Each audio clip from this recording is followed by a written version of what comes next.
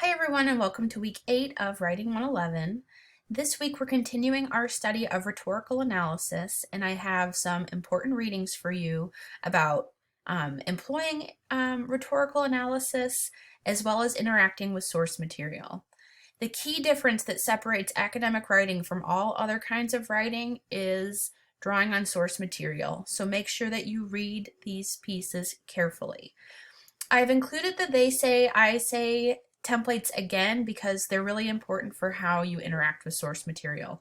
So make sure you keep those handy. We'll talk about this short rhetorical analysis handout in class tomorrow. Be sure before tomorrow that you have read this renaming of Suicide Peak in Anchorage. This was an important event that happened last week. The Suicide Peaks were renamed to Alaska Native names, and I'll have to look at how to pronounce those before we talk again tomorrow. But this is a critical naming structure that happened this week, and it informs our study of rhetorical analysis in Alaska Native places.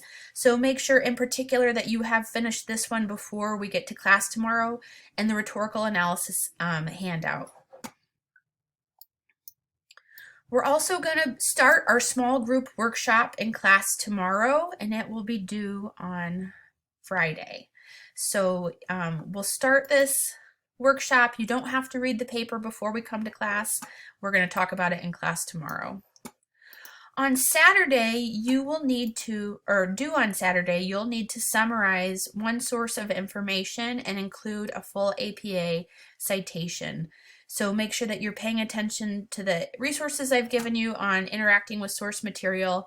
This assignment is a chance for you to practice, get feedback from me, and then you'll be able to incorporate your revised citation into your paper. I hope that you have all started to focus in on your rhetorical analysis. I haven't had a chance to grade your assignment from last week yet. I'll try to get it done before class tomorrow, but I'm pretty swamped.